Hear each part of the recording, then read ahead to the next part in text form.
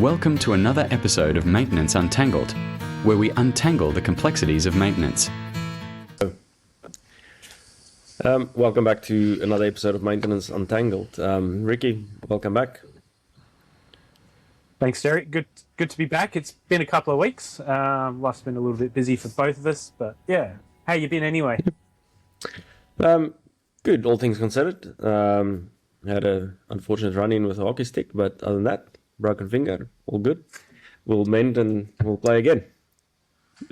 How have you been? Are you in WA yet or not? Yeah, so I made it over to WA, checked out the Great Australian Bight along the way, and enjoying sort of being really in the outback. It's kind of, you forget how red the sand is out here. But yeah, no, beautiful part of the world. Loving the sunrises, loving the sunsets. They're just awesome. So yeah, no, it's good. Awesome. So for today, Derick, we've got a guest again. We've got someone I used to work with at a previous job, but he's obviously undertaking his own business now. Chris, welcome to Maintenance Untangled, mate. Thanks, Ricky. Thanks, Derick. Appreciate your time, guys, and the opportunity to have that conversation today. Looking forward to it. So tell us a bit about yourself, Chris. A bit of your history and how you've sort of ended up to where you are today. Yeah, thanks, Ricky. I guess it's been a bit of a mixed bag, I suppose you could say. Growing up in regional New South Wales, I've been through. So my early childhood was spent a lot of time on my grandparents' property. Sort of from there, sort of ventured into sort of leadership and operational roles throughout my career. And me being the sort of curious type that I am and always sort of looking to learn and grow, I've always sort of stepped into different roles that have challenged me in different ways. And I think deep down I've always had that draw to human behaviour and try and understand why we do the things we do in a lot of areas of our lives, whether it is work or whether it's just a personal thing. And there's been a lot of overlap there. So that's sort of where I sort of ventured into doing some coaching and understanding that human behaviour side, because a lot of the time in those leadership roles, I was exposed to a lot of pressure. And I find that in whether it's in the corporate world, whether it's in life itself, pressure's pretty constant. And it's not something that is generally focused on in terms of training. So in business, we focus on processes, systems, skills, all that thing, but we never actually focus on the human behind it that's controlling everything around it. So, and I find once that sort of pressure hits, everything seems to narrow, like your perspective changes a lot and it really exposes how much you can hold.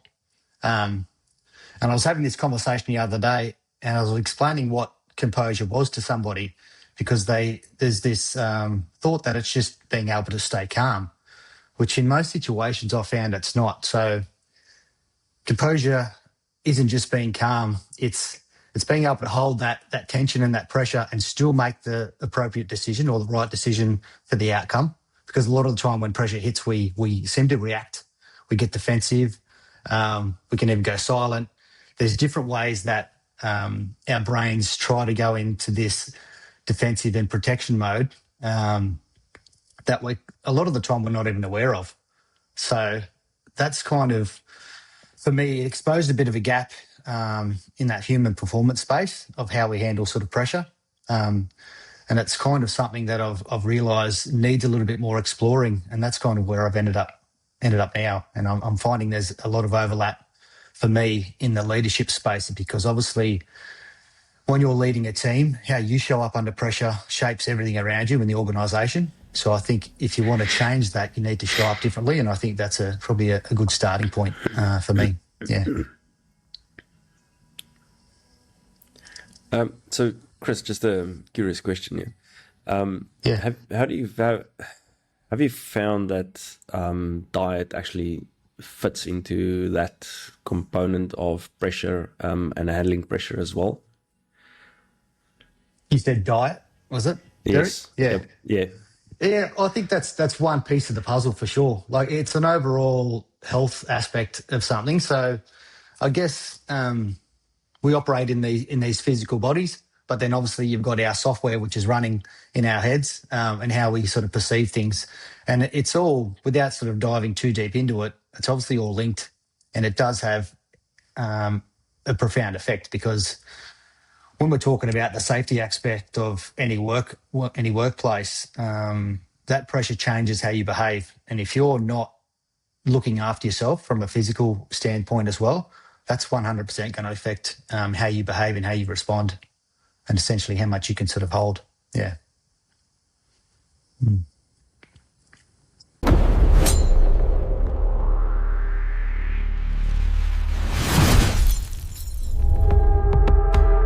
So, Chris, let's talk about safety. Is there anything that you want to call out from a safety perspective, or a safety topic?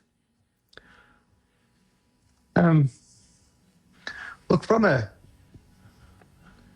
guess you could call it, whether it's not from a mental health aspect, but just more of a personal composure, as I talk about how we respond and how we behave to that pressure. I think there's sort of an emerging trend in a lot of organisations, whether it's through change in legislation or whatever it is, but I was trying to explore what it was. And for me, it comes down to that psychological safety. So in a workplace, and in a team, and from a leadership perspective as well, is that, are you a leader that provides that psychological safety for someone to speak up in a team? Does somebody feel safe enough to call out something when it doesn't look right? Do they stay silent? So when you go into a team meeting, for example, in the previous roles that I've had, I would always, instead of me as an example, I wouldn't speak first. I'd come in and we'd discuss maybe the issues for the week to see what was happening from that safety perspective. And I'd let the team talk first. So there's a bit of that mutual respect and understanding of people's value that they bring to the team. So I'm not an expert by any means on psychological safety. For me, it's trying to explore what those actions I've observed in the past and what I've experienced personally in creating that environment for your own team. So for me, that's a pretty big thing from a safety aspect, because if you don't have that, that's where the behaviour starts to change. So people won't speak up when they see something. And as you guys would know, that's where a lot of things stem from. They might not recognise something, or they just don't feel confident enough to say anything because they either don't feel like they're adding value, or they know that their leader's going to respond and lose his stuff, or her stuff. Yeah. So. And without diving too much into that, Chris, what is potentially one or two drivers that somebody can do to help make sure that environment is safe? If there's a handrail, as an example, that is unsafe, how does a leader make that environment happy for people to speak up and say, hey, we've got an unsafe handrail, we need to get this fixed? I think that comes back down to the team, Ricky. So if the team knows, if they're working as a team, it's not always up to the leader to identify those things. It's obviously the workers they're the ones that are in the trenches doing the work. So if you build a team around that trust and responsibility, and them taking accountability for each other, they're not operating individually in silos. They're there for a common outcome and a common reason behind it. So you want to be able to build that team to a point where there's no resistance whatsoever from whatever they identify, and they're not going to be attacked by their co-worker for pulling out something that they might see as minor, because everyone's going to have that different perspective. But if you've got a common vision and a common goal, then that understanding and that team culture, I think that sort of transfers across to that safety aspect. It really comes down to that deeper culture side of things. Yep. Cool. Thanks for that, Chris. And it was really, really cool insight. It was just awesome just to sit there and just listen to you talk about that kind of stuff. So,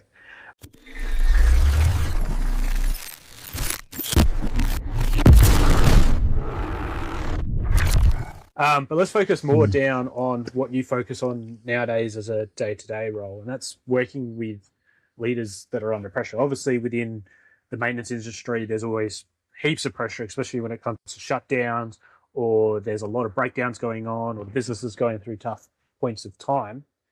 What are some of the key things that you've learned over your time, or without giving too much away, to be able to sort of share with our listeners today? Yeah, look, what I've sort of worked out over the years through exposure and own experience and observations of other leaders and workplaces, and pressure will show up in two different ways. So to put it, you've got acute pressure and you've got chronic pressure. So the acute pressure is in the moment, it's in the situation.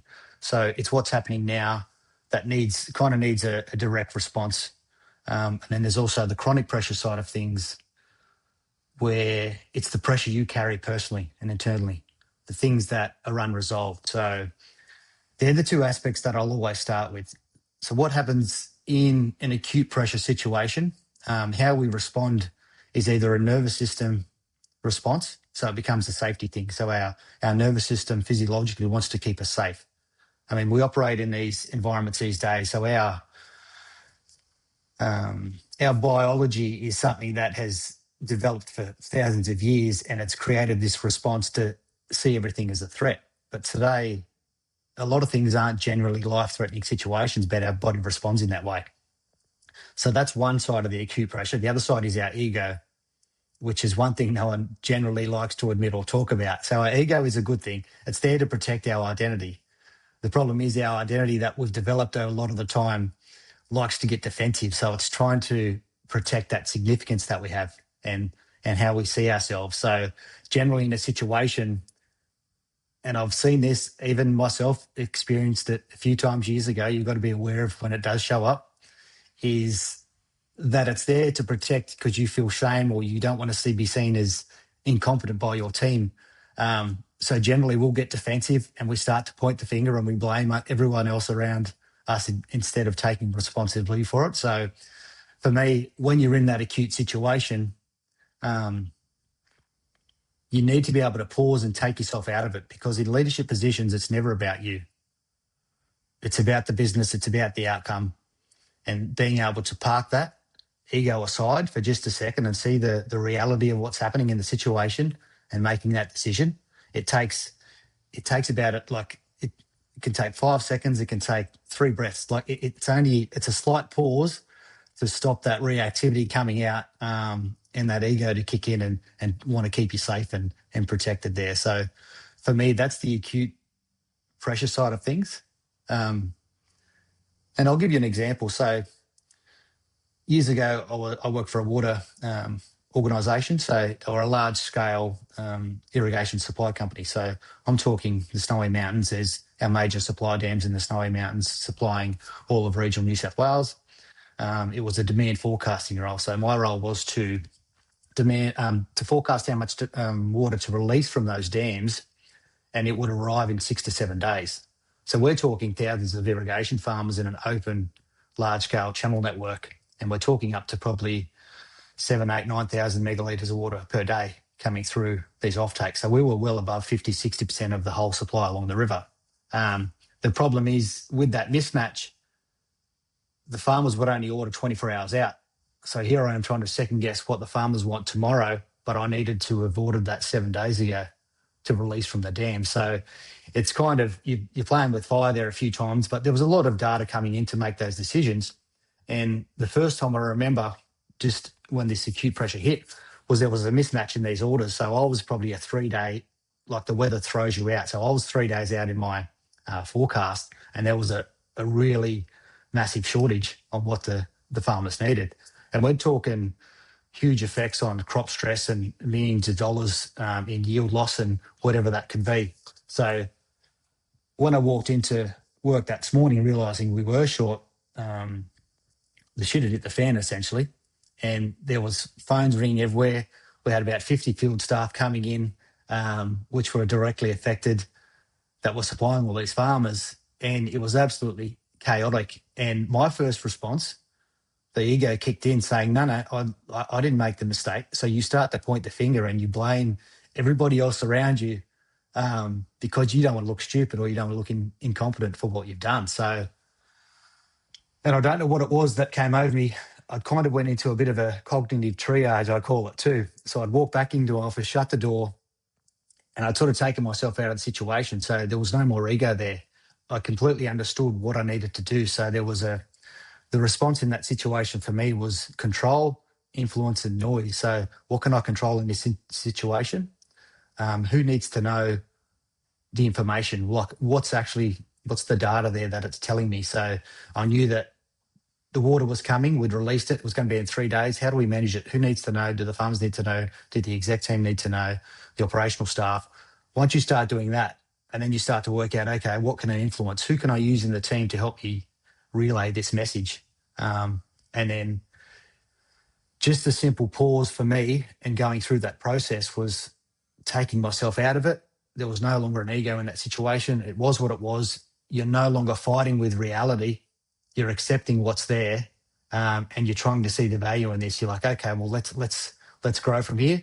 And then I think we ended up overcoming that situation within sort of 2 days. And then for me, that was a huge lesson learnt, not only in the job itself, having the skill and being able to forecast better, but it was more my response. And I think from that point on, my direct operational team seen the value in that too. So when I mentioned before about your response under pressure sort of shapes everything around you, it really does, because my team then knew the impact of how I responded to it, and then it changed their response to everything. So all of a sudden they become more composed in that situation. They knew exactly what we needed to do. They got it done. There was no hesitation. There was no resistance to it. And it was resolved. And then from a company perspective, the response to that situation turned out way better than it could ever, trying to defend my position and get my back up against the wall sort of thing. So that was probably the first real pressure situation that I overcome from doing that. And yeah, so that for me is probably the first thing. And that would probably be the example of that acute pressure. Now, the second side of that pressure that I was talking about is chronic pressure. So chronic pressure is something we carry, which I've observed myself. And that comes down to things like, when I said before, resistance to reality. So we get hung up in things that have happened in our personal lives. So what happened shouldn't have happened. We made a bad mistake. There's a relationship's failed. Me going through a divorce personally, you've had failed businesses. There's decisions and things that you've probably done in your past that people don't tend to resolve, or they don't accept. They keep going back to repeating the same thing in their head, and they'll go into avoidance. So that's sort of chronic pressure they carry with them. There's emotional suppression. So when a big event happens in their personal life, instead of fully experiencing that feeling and accepting it for what it is, which is an extension from the previous one, they carry that with them as well. So like I said before, composure isn't about being calm or suppressing your emotion. It's being able to still feel it, deal with it, and accept it to a certain degree, change your perspective towards it, without actually carrying it forward, because that sort of stuff builds. And like I said before, there's also the identity piece. So generally, as we grow and we get older, we see a different perspective of the world. As you guys would know, with kids and that as well, you start to see things a little bit differently, and then you start to mature, and your identity can change from who you think you are. And I find a lot of resistance in people is hanging on to old identities that no longer serve them. So who they believe they are, they're trying to hold up a bit of a facade to their mates or who they used to be. And I find that it can be challenging, and it's that little bit of resistance as well. But there's a whole story behind everyone and how they see themselves, and individually, that's where people can show up, and that's that chronic pressure that builds. So that old analogy where it's the straw that breaks the camel's back. It's that acute pressure when it shows up. If somebody's carrying all that baggage from the past and unresolved issues and unresolved emotional stress or whatever their history they're carrying with them, once that acute pressure hits, if they're carrying that load, they're going to break. And that's when they'll react in ways they shouldn't. They'll make poor decisions, which then extends onto everything else around them, which comes down to that safety aspect as well. So I know I probably dived a little bit deep into that, but for me, that's the stuff that I like to unpack and give people and tools around that, because once you create that awareness, I find in the mental health space, which has grown exponentially in the last few years, is there's a lot of awareness, but there's a bit of a gap in practical tools and how they handle that. And that's kind of where I like to come in and to give those leaders to start with, and anyone else that wants those tools to be able to handle that. Because once you can release that pressure, you expand that capacity to hold more. So any situation does come up, you seem to be able to handle it a lot smoother. And that just comes through more exposure and different perspectives. So it's not composure is not that destination. It's an evolving cycle. It's something you need to be exposed to regularly and practice, and it goes through that cycle. And the more you do it, the better you get at it. Chris, there's a few good points there, and I think, most of my time spent in the maintenance and the shutdown environment, and it is oftentimes when you're under pressure in the shutdowns, there's often the ego shows up because I don't want to be wrong, and it's a very good skill set to have, is to just say, hang on, the situation we're in, this is the situation we're in. There's nothing is going to change it. You can try and defend how we got there. It doesn't change it. And it's just to then start to make those decisions fairly quickly and say, well, okay, how do we handle this? What do we do next? And it is a valuable skill to have.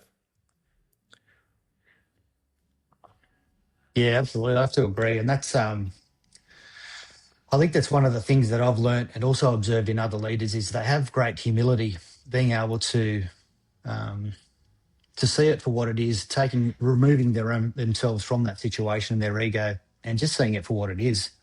It also comes down to seeing the value in their own team. So they don't see themselves from a leader's perspective as a superior to their other team. Everyone has their own contribution, their own value, and everyone knows their sort of their own worth. And that's where that sort of extends from that psychological safety as well. And I suppose, Chris, obviously on that, part of that piece for a leader to then build that as part of that memory muscle is conditioning. So is there any tools or anything that a leader can go and do to help bring that conditioning into their muscle memory? Look, what I've found is the most effective way to do it is it's funny that you guys it's Maintenance Untangled is because we're pretty good at maintaining machines and things, but not maintaining ourselves. And if you want to practice and train that, you've got to look at it from a maintenance perspective. So how are you maintaining your own mindset throughout the week? What do you need to do? Do we keep pushing ourselves without maintaining it until we hit a point where we break down, just like the machine does? So then we've got to handle that breakdown in a person as opposed to a machine. So for me, what I've found is a weekly reflection.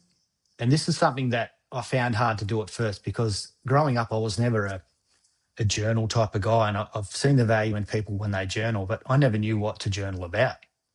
But when I started reflecting on my week and wanting to reset things, coming back to that practice itself. So it just becomes it can be daily practice, but for me, it just works weekly because it doesn't get overwhelming. It's like, well, what worked well this week? And it comes back to those questions that we can ask ourselves. And you've got to be honest with yourself too, and you've got to be able to sit with it long enough. So if you're asking yourself, what went wrong this week? What could I have done better? How would I have reacted differently? And then you accept things for the way they are. Just answering those basic questions, and then you say, well, how do I want to show up this week? So essentially that daily practice is that personal maintenance that you can do for yourself to just get it down on paper. You don't have to share it with anybody. I have a small blank notepad, like just a notebook. It doesn't have any prompts or anything there for me. I just write those questions down and it helps me to reflect on the week that has happened and how I could have approached it better. And then you can sort of move forward with that because that sort of releases a lot of that chronic pressure. You're not carrying anything that may have propped its head up the week before. And you'll find a lot of that is, and you'll see it in your own team members as well, is that people will carry even things like resentment around instead of just either discussing it with somebody or just writing down how they were triggered or reacted to that situation or somebody else that has done something. So that's just a small example of one of the things that you might carry forward in the week. like I said, I could keep continuing down the rabbit hole here and keep getting deeper. And that's generally when I get talking about something like this. I could talk about it all day. So I'll sort of let the conversation go where it needs to go, and then we can, if you guys want to explore it more, I'm happy to. No, I think we don't want to release too many rabbits out of that hole. But Chris, if someone wants to further continue down this, get you on site, work with their team or their leaders, or people in general, how can people contact you? Well, look, the best place is probably straight to, I've got just a webpage set up, a fairly basic webpage at chrisjsmith.com.au. So from there, it's just got, you can contact me direct either by mobile or email, and links to any socials on there as well. It gives a pretty high level overview of the keynote that I deliver around that composure. And then I think the best approach would be the workshop. So I offer a smaller workshop, being conscious of everyone's time and how busy we are these days. Try and compress it into a sort of a half-day workshop, but obviously can be modified from that too. So I think it's bringing that awareness around it and giving those leaders and teams the tools to address it as they go forward. So, yeah. That's very good. Chris, thank you very much for your time. We really appreciate it. If anybody needs more information, feel free to contact Chris. I'm sure Ricky will add the links and all the relevant info. Thanks, Ricky. That's it. Thanks again. Thanks, guys. Appreciate it. Yeah. No, thanks, Chris, for jumping on. For all our listeners, we'll get another episode coming next week, one that we've tried to record before, but we'll try and hopefully do that a little bit better. But yeah, in the meantime, keep untangling maintenance. Thanks, guys. Enjoy.